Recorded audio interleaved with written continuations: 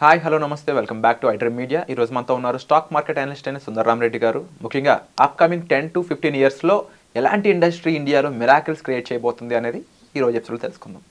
Hi sir. నమస్తే. జనరల్గా sir ఏదైనా మల్టీ బ్యాగర్ ఇండస్ట్రీస్ కానీ మల్టీ బ్యాగర్ కంపెనీస్ గురించి కానీ మనం డిస్కస్ చేద్దామని ఎప్పటి నుంచో అనుకుంటూ ఉంటాము. బట్ ఆ సెక్టార్ని ఫిగర్ అవుట్ చేయడం అంత ఈజీ కాదు. సో మీరు చాలాసార్లు చెప్తూ ఉంటారు థెమాటిక్గా వెళ్ళినప్పుడు కూడా అంత ఈజీ కాదు, ఇబ్బంది పడుతున్న వాళ్ళు ఎక్కువ మంది ఉన్నారు అని. స్టిల్ అప్కమింగ్ 10 to 15 ఇయర్స్లో సక్సెస్ఫుల్ అవ్వబోతున్న ఒక మెగా ఇండస్ట్రీ ఏదైనా ఉందా? డెఫినెట్గా ఇది సెమీ కండక్టర్ ఇండస్ట్రీ ఉంటుందండి. ఎందుకంటే ఇండియాలో ఎలక్ట్రానిక్స్ గూడ్స్ ఇండస్ట్రీ చాలా పెద్దది. ఇప్పుడు వరకు అచ్చం చైనా మీద లేదా ఇంపోర్ట్స్ మీద డిపెండ్ అయ్యారనమాట.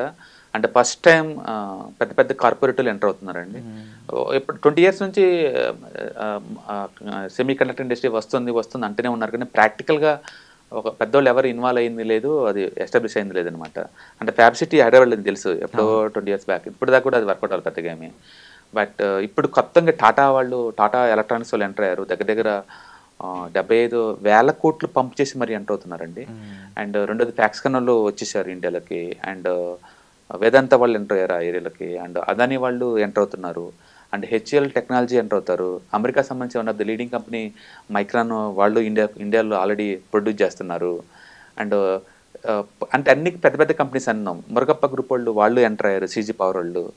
అండ్ కేన్స్ ఇండస్ట్రీ వాళ్ళు ఎంటర్ అయ్యారు. అంటే పెద్ద పెద్ద ఇండస్ట్రీ వాళ్ళే ఇప్పుడు ఎంటర్ అయ్యారు కాబట్టి డెఫినెట్గా this is going to rock అనమాట. ఇప్పుడు వరకు అయితే 5 ఇండస్ట్రీస్ ఎస్టాబ్లిష్ అయినాయి ఆల్రెడీ. 5 ఇండస్ట్రీస్ని ఎస్టాబ్లిష్ చేశారు.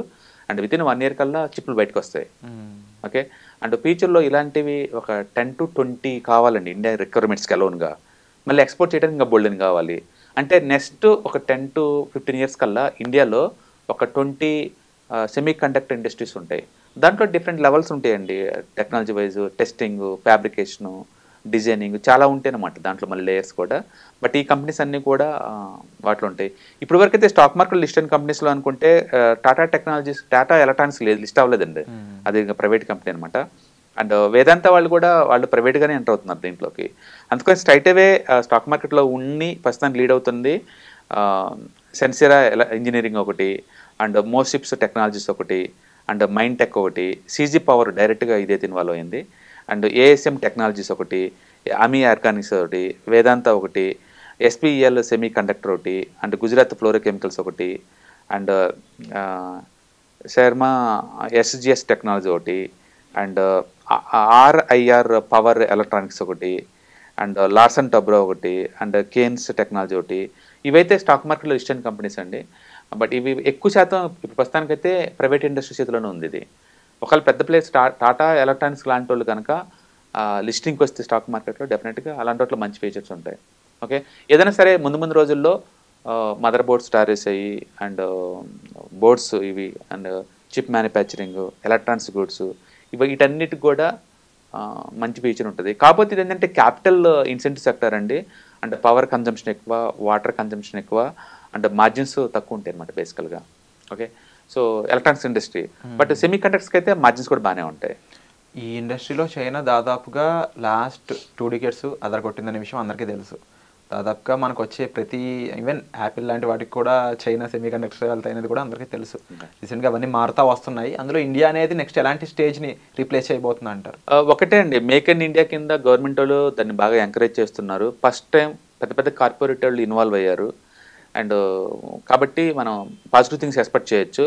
అయితే చైనాకి నిజంగా రీప్లేస్మెంట్ అంటే చైనాకి రీప్లేస్మెంట్ కాదండి. చైనా టోటల్ కెపాసిటీలో 10% ఇచ్చినా సరే ఇండియాకి పెద్ద అచీవ్మెంట్ అది. ఎందుకంటే మనం జీరోలో ఉన్నాం. ఇప్పుడు బిగిన్ చేసాము. ఇంకొక 10 years కల్లా చైనా ఏదైతే సాధించారో సెమీ కండక్టర్ ఇండస్ట్రీలో అందులో ఈవెన్ 10 to 20% రీచ్ అయినా సరే అది పెద్ద అచీవ్మెంట్ కింద లెక్క అనమాట. ఎందుకంటే ఇప్పుడు వరకు 100% ఇంపోర్ట్ చేసుకునే స్టేజ్ నుంచి ఇండియా మన రిక్వైర్మెంట్ తగ్గట్టు ఫిల్ఫిల్ చేసుకోవడం చాలా పెద్ద విషయం. ఎందుకంటే ఇండియా చాలా లేట్ ఇప్పటికే.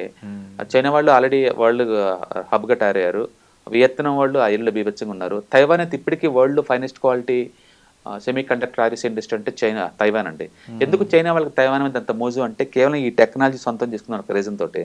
దాన్ని బట్టి ఊహించండి. అండ్ అమెరికా వాళ్ళు ఆల్రెడీ లీడింగ్లో ఉన్నారు ఆ ఏరియాలో. ఓకే.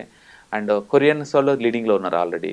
అందుకని కొరియన్స్, వియత్నాం, చైనా, అమెరికా ఇలాంటి పెద్ద వాటితో కాంపిటీషన్కి వెళ్ళి ఆ మార్కెట్ని మనం క్యాప్చర్ చేస్తామని అనుకోవట్లేదు. కానీ బట్ ఈవెన్ ఇండియా లోకల్కి తగ్గట్టు లోకల్ మ్యానుఫ్యాక్చరింగ్ తగ్గట్టు వాళ్ళు కనుక అందుబాటులో కనుక ఉంచితే సెమీ కండక్టర్ చాలా పెద్ద ఇండస్ట్రీ.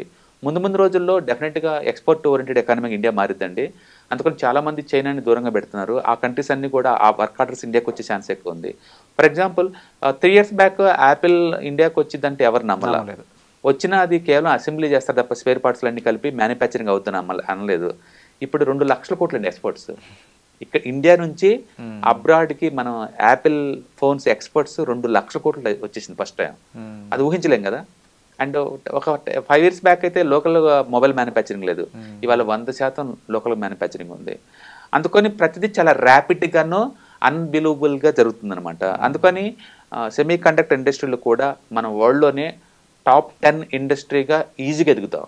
Wonderful sir. తప్పకుండా ఇది ఒక రెవల్యూషనరీ థింగ్ ఇండియాలో రావాలని చెప్పేసి నేను మనస్ఫూర్తిగా కోరుకుంటున్నాను. ముఖ్యంగా దీని పరంగా నాకు తెలిసి ఎంప్లాయ్మెంట్ కూడా పెరిగే స్కోప్ ఉంది. ఇక మన $1 trillion ఎకనామీ ఎలాగో మంది, దానికి ఇది విధంగా ఎందుకు అంత కాన్ఫిడెన్స్గా చెప్పొచ్చు సెమీ కండక్టర్ ఇండస్ట్రీ చాలా పెద్దగా అవుతుంది అంటే, టాటా లాంటి బిగ్ కార్పొరేటివ్ ఇండస్ట్రీ వాళ్ళు సాఫ్ట్వేర్లో వన్ ఆఫ్ ద వరల్డ్లో నెంబర్ 1 సర్వీస్ వాళ్ళు, మ్యానుఫ్యాక్చరింగ్ కాదు సర్వీసింగ్లో. అలాంటి పెద్ద కంపెనీస్ వాళ్ళే వెస్ట్రన్ తైవాన్ కంపెనీని కొని 6,000 కోట్లకి వాళ్ళు యాపిల్కి సెల్ ఫోన్ తయారు చేస్తున్నారంటే అంత పెద్ద కార్పొరేటర్లే. అంటే ఎలక్ట్రానిక్స్ గూడ్స్ మీద పెద్ద కార్పొరేటర్లు కన్నేశారు అంటే ఒక ఎగ్జాంపుల్ అనమాట. బూమింగ్ సెషన్ అవ్వబోతుంది డెఫినెట్గా. ఎందుకంటే పెద్ద కార్పొరేటర్లు వాళ్ళ దగ్గర మనీ ఉంది, టెక్నాలజీ ఉంది, టైప్స్ ఉన్నాయి, వాళ్ళు బీయింగ్ చేస్తారు.